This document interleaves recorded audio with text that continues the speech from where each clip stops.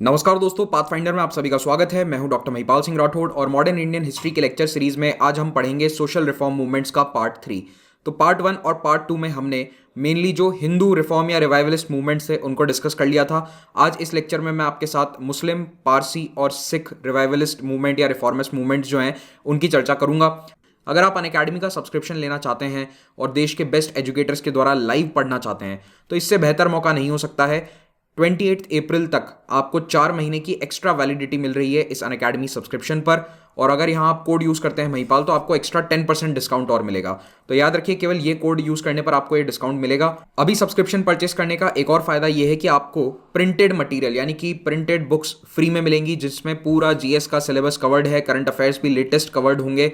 और ये ऑफर भी पहले 14 अप्रैल तक था, इसको एक्सटेंड करके अप्रैल एंड तक कर दिया गया है। तो फ्री बुक्स और एक्सटेंडेड वैलिडिटी आपको प्लस और आइकॉनिक दोनों कोर्सेज पे मिलेंगी। और याद रखिए, आपको ये वाली प्राइसेस पे नहीं करनी है। Use the code Mahipal and get 10% flat discount on all these courses. तो आपको 44,000 रुपीज़ का 1 ईयर सब्सक्रिप्शन है, उसमें ये दोनों ऑफर्स वैलिड होंगे, लागू होंगे। 1 साल का मिनिमम सब्सक्रिप्शन होना ज़रूरी है। अनअकैडमी पर ऑप्शनल के भी बहुत सारे सब्जेक्ट्स कवर्ड हैं, आप इनको अवेल कर सकते हैं using the combo offer where optional and GS are purchase together. इन दोनों के सब्सक्रिप्शन में भी आपको ये प्राइसेस पे नहीं करनी है। Use the code Mahipal and get 10% discount even on this price. और यहाँ पर ईएमआई ऑप्शंस भी अवेलेबल हैं, तो उनको भी आप देख सकते हैं। SSC, bank, railway, state PCS और अन्य सभी एग्जाम कैटेगरीज के लिए अनअकैडमी के कोर्सेज उपलब्ध हैं, चाहे वो आईआईटी हो, गेट, नीट, यूजी, सभी के लिए। और इनके जो सब्सक्रिप्शन प्राइसेस हैं they are very transparently mentioned over here. There are no hidden cost और anything, we are very upfront about everything. और यहाँ पर भी आपको 10% डिस्काउंट मिलता है। If you use this code you will have to pay this price. तो अब आज हम शुरू करेंगे मुस्लिम रिफॉर्म मूवमेंट्स के साथ। तो अभी आपको ये याद होना चाहिए कि रिफॉर्मिस्ट मूवमेंट क्या है, रिवाइवलिस्ट क्या है। दोनों का डिफरेंस याद है ना आपको, क्या होता है रिफॉर्मिस्ट और रिवाइवलिस्ट। मुझसे कई लोगों ने कल एक डाउट पूछा था कि आर्य समाज क्या होगा, रिफॉर्मिस्ट या रिवाइवलिस्ट। आप लोग मुझे कमेंट में बताइए कि आर्य समाज जिसको हमने पिछले लेक्चर में पढ़ा था, what will that be considered as. क्या वो रिफॉर्मिस्ट कंसिडर होगा या रिवाइवलिस्ट कंसिडर होगा? तो ये मुझे कमेंट में बताइए। तो अब हम शुरू करेंगे आज मुस्लिम रिफॉर्म मूवमेंट्स के साथ। यहां पर सबसे पहला मूवमेंट है वहाबी या वलीउल्लाह मूवमेंट। अब वहाबी मूवमेंट का नाम दिया जाता है अब्दुल वहाब के पीछे। अब्दुल वहाब कौन थे? 18वीं सदी में यानी कि 1700 समथिंग में अब्दुल वहाब अरेबिया, आज का जो सऊदी अरेबिया वाला रीजन है, वहाँ पर एक रिलीजियस टीचर थे। और इनका ये मानना था कि इस्लाम में पिछले 1200 साल में, यानी उस समय पिछले 1200 सालों में कई सारे चेंजेस आ गए हैं और सब कुछ ओरिजिनली जैसा कुरान में बताया गया है वैसा नहीं हो रहा है। तो इनका कहना था कि we should go back to that time period 7th century का, जब एग्जैक्टली जो कुरान में बताया गया है वैसा जीवन हमें जीना चाहिए। तो ये क्या हो जाएगा, एक प्रकार का रिवाइवलिस्ट मूवमेंट हो जाएगा अब्दुल वहाब का। और ये अब्दुल वहाब से ही वहाबी आइडियोलॉजी आती है, जिसको आज भी आप कई बार न्यूज़ में देखेंगे, क्योंकि दुनिया में कई जगह जो कट्टरपंथी इस्लाम को फॉलो करते हैं वो अब्दुल वहाब को ही अपना इंस्पिरेशन मानते हैं कि वहाबिस्ट आइडियोलॉजी में हम फॉलो करते हैं। इनफैक्ट सऊदी अरेबिया भी काफ़ी हद तक, Saudi Arabia as a country Wahhabist ideology को फॉलो करता है। लेकिन अब इसमें यहाँ पर डिफरेंसेस हैं कि वहाबिस्ट को कई लोगों ने एज ए टेररिज्म टूल का इस्तेमाल किया है, कि आतंकवादी कहते हैं कि हम भी वहाबिज्म से इंस्पायर्ड हैं। लेकिन दूसरी ओर कई ऐसे भी लोग हैं जो वहाबिज्म से इंस्पायर्ड हैं लेकिन वो आतंकवाद में इन्वॉल्व नहीं है। अब्दुल वहाब का ये मूवमेंट एक रिवाइवलिस्ट रिस्पॉन्स था टुवर्ड्स वेस्टर्न इन्फ्लुएंसेस, क्योंकि इस समय तक क्या हो रहा था कि ऑटोमन एम्पायर जो यहाँ पर अरेबिया में रूल करता था उस पर काफ़ी वेस्टर्न इन्फ्लुएंसेस आ रहे थे। और ऑटोमन रूलर्स जो हैं वो काफ़ी इस्लाम के ओरिजिनल फॉर्मेट में काम नहीं करते थे, वो थोड़ा उससे अलग तरीके से रहते थे, कल्चरल चेंजेस आ गए थे बहुत सारे। तो ये उसके खिलाफ, बेसिकली ऑटोमन या फिर वेस्टर्न इन्फ्लुएंसेस के खिलाफ एक रिवाइवलिस्ट रिस्पॉन्स था। अब्दुल वहाब के ही समकालीन भारत में एक रिलीजियस प्रीचर थे जिनका नाम था शाह वली उल्लाह दहलावी। तो अब्दुल वहाब जो है ये 1703 से 1793 तक जिंदा थे और उन्हीं के समकक्ष समकालीन यहाँ पर भारत में थे शाह वलीउल्लाह। तो वो भी कुछ इसी प्रकार की बातें कहते थे कि ऑर्थोडॉक्स या प्यूरिटैनिकल इस्लाम की तरफ फिर से जाना चाहिए। तो ये सब एक रिवाइवलिस्ट मूवमेंट था।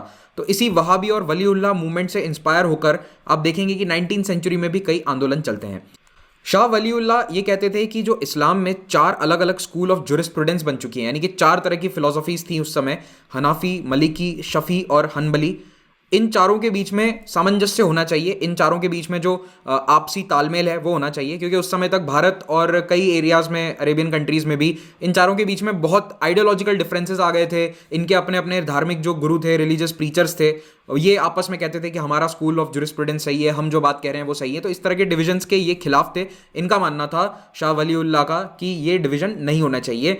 और अगर कभी कोई डाउट होता है तो इंडिविजुअल कॉन्शियंस भी देखी जाए, यानी कि इंसान को अंदर से क्या आवाज़ आती है उसके अनुसार आपको इंटरप्रेट करना है। बेसिकली क्या था कि सब कुरान को अलग तरीके से इंटरप्रेट करते थे। हनाफी स्कूल कुछ और कह रहा है, मलिकी थोड़ा कुछ और कह रहा है, सबके इंटरप्रिटेशंस अलग हैं कुरान के। तो यहां पर शाह वलीउल्लाह ने कहा कि वो इंसान के ऊपर छोड़ दो, इंडिविजुअल कॉन्शियंस के ऊपर छोड़ दो कि क्या डिसीजन लेना है। आप अपने जजमेंट और अपने अंतरात्मा की आवाज़ के अनुसार डिसीजन लीजिए, कुरान को इंटरप्रेट कर सकते हैं। अगर आपको कहीं पर कॉन्फ्लिक्ट नजर आती है, ऐसा नहीं है कि हर चीज़ में आप अपना इंटरप्रिटेशन दें, अगर कहीं पर कुछ कॉन्फ्लिक्टिंग बातें हैं कुरान में और हादित में तो फिर आपको ऐसा करना है। शाह अब्दुल अजीज़ और सैयद अहमद बरेलवी जो हैं, इन्होंने शाह वलीउल्लाह की प्रीचिंग्स को थोड़ा सा पॉलिटिकल कलर दिया। इन्होंने कहा कि भारत में मुसलमानों के लिए एक अलग होमलैंड होना चाहिए। इन्होंने कहा कि भारत दारुल हर्ब है। अब ये टर्मिनोलॉजी हर जगह इस्लाम में यूज़ होती है। जो भी नया एरिया है जहाँ पर इस्लाम नहीं फैला हुआ है, दैट इज़ कॉल्ड दारुल हर्ब, that is the land of काफिर, और उसको बनाना चाहते हैं सब दारुल इस्लाम।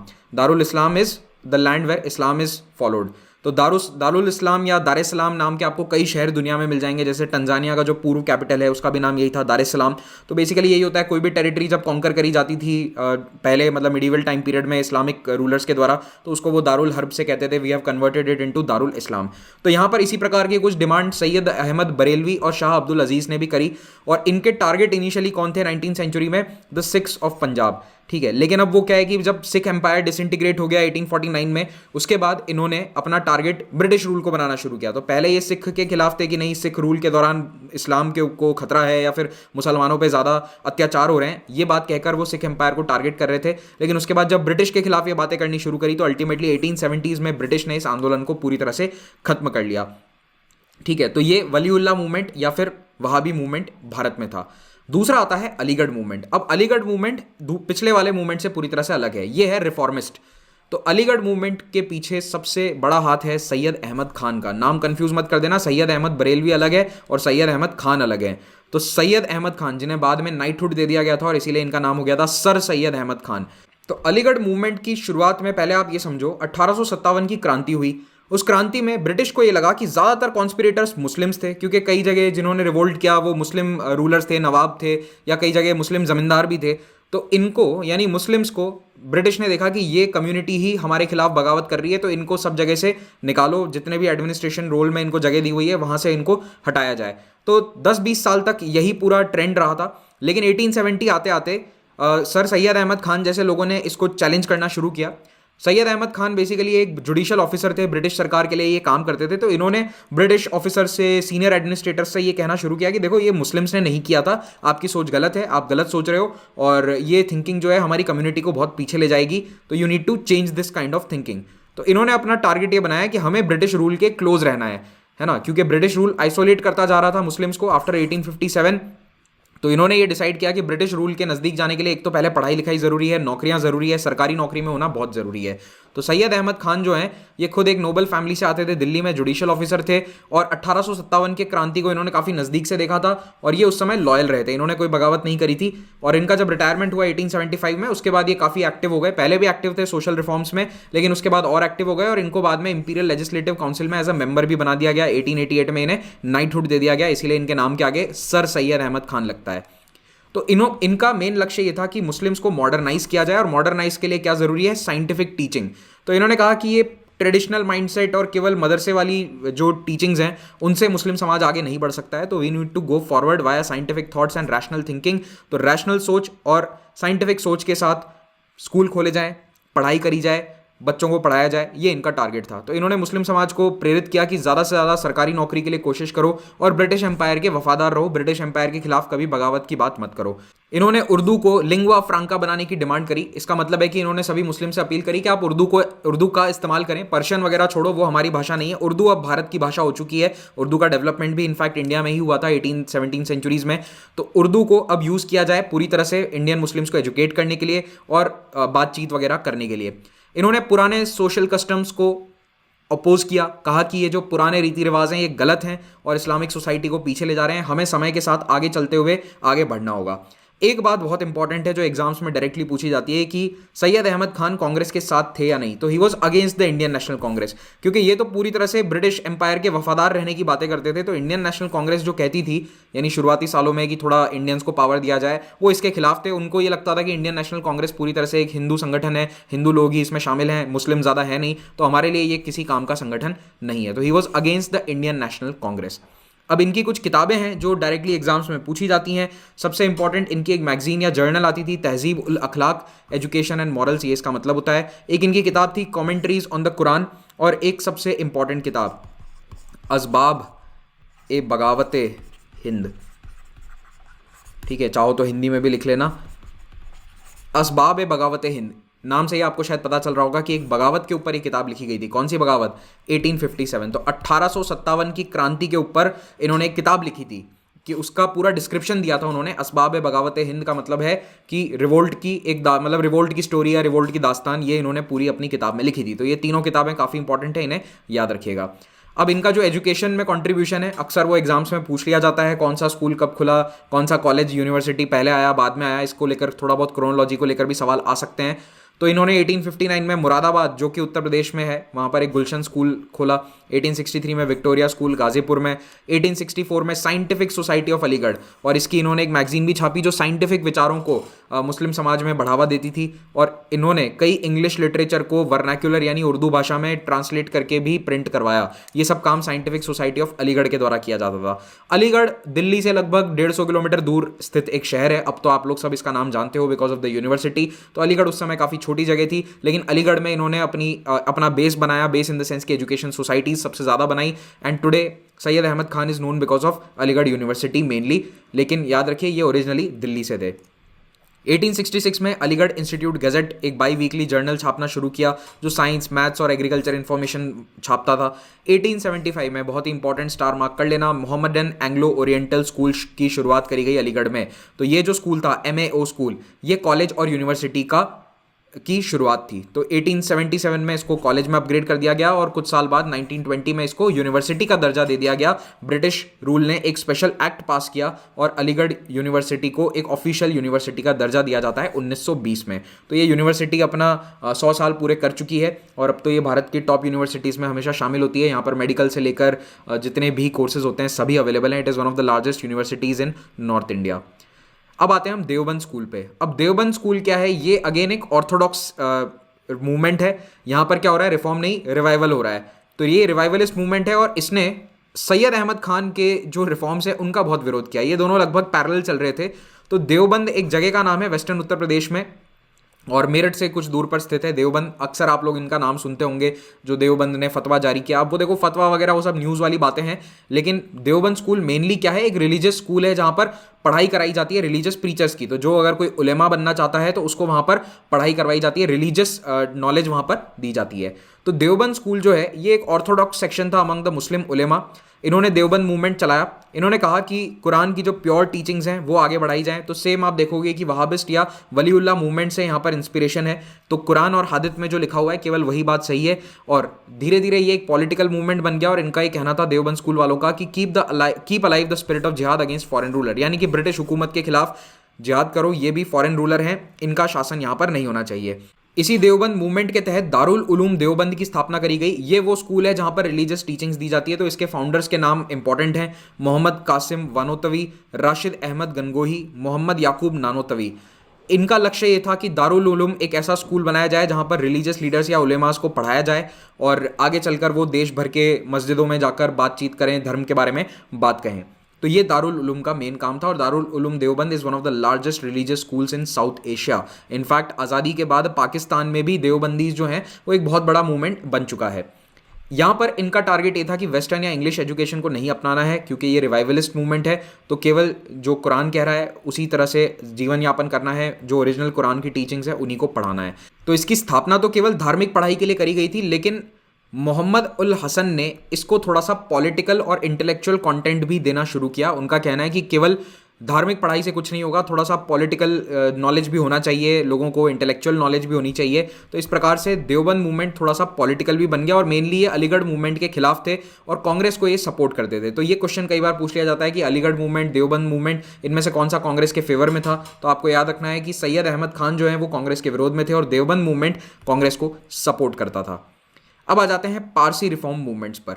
तो पारसी समुदाय जो है वो भारत में इतनी ज़्यादा आबादी वाला नहीं है, it's a small community compared to other communities of India. लेकिन इनका जो मेजर पॉपुलेशन है वो महाराष्ट्र और गुजरात के एरियाज़ में कॉन्सेंट्रेटेड था।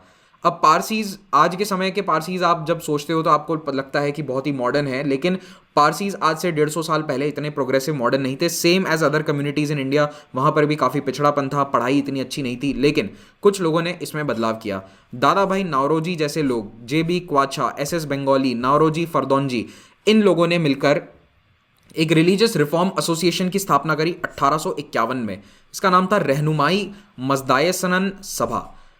इस सभा का या इस रिलीजियस रिफॉर्म एसोसिएशन का काम क्या था? एग्जैक्टली जैसा इसका नाम है कि रिलीजन में रिफॉर्म करना है, पारसीज की सोशल सामाजिक स्थिति को बेहतर बनाना है और ज़ोरास्ट्रियन रिलीजन को प्योरिटी पर पहुंचाना है। तो अब नाम से देखकर आपको लगेगा कि ये तो रिवाइवल की बात कर रहे हैं, लेकिन ये रिवाइवल की बात नहीं कर रहे थे, ये मेनली रिफॉर्मिस्ट थे। तो इन्होंने इस सभा के माध्यम से पारसीज में कई सोशल रिफॉर्म्स लाए, पर्दा सिस्टम एटसेट्रा को हटा दिया।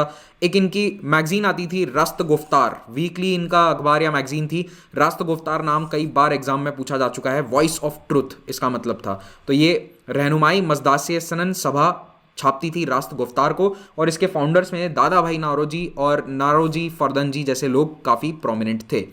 तो इस सभा को एक बात अच्छी थी कि पूरे समाज का समर्थन प्राप्त था, यहाँ पर कोई भी इनका विरोध नहीं कर रहा था। तो जैसा देवबंद और अलीगढ़ मूवमेंट के बीच में टसल था, वैसा यहाँ कुछ नहीं था। Everybody in the community was supporting them. तो धीरे धीरे इन्होंने एजुकेशन पर काफ़ी जोर दिया, कई सारे स्कूल्स खोले और वेस्टर्न एजुकेशन को काफ़ी तवज्जो दी और इंग्लिश पढ़ाई करवाई अपने बच्चों को, including girls, which was very new at that time. तो ये पहला समाज था जिसने लड़कियों को भी लड़कों के बराबर पढ़ाई करवाई और अपने पूरे समाज के बच्चों को एजुकेट किया।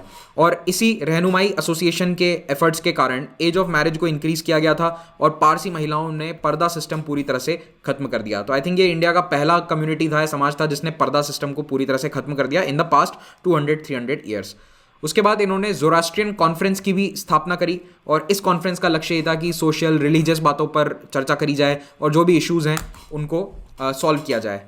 तो ये जो ज़ोरास्ट्रियन कॉन्फ्रेंस है, इसकी पहली मीटिंग हुई थी 1890 में और इतने रिफॉर्म्स कर दिए इन्होंने 50 साल के अंदर ही, यानी 1851 में इसकी स्थापना हुई थी। और by the time 20th century आती है, यानी कि सन 1900 आता है, तब तक पारसीज काफ़ी एडवांस हो चुके थे और बाकी समाज से बहुत आगे निकल चुके थे। इनफैक्ट आई वुड से कि ये लोग एटलीस्ट 2 जनरेशन आगे चले गए थे दूसरे कम्युनिटीज़ से। और आज भी देश में कई कम्युनिटीज़ हैं जो पारसीज के एजुकेशनल लेवल्स को, फाइनेंशियल लेवल्स को टच नहीं कर सकती हैं। They are one of the most educated and financially well off communities in India.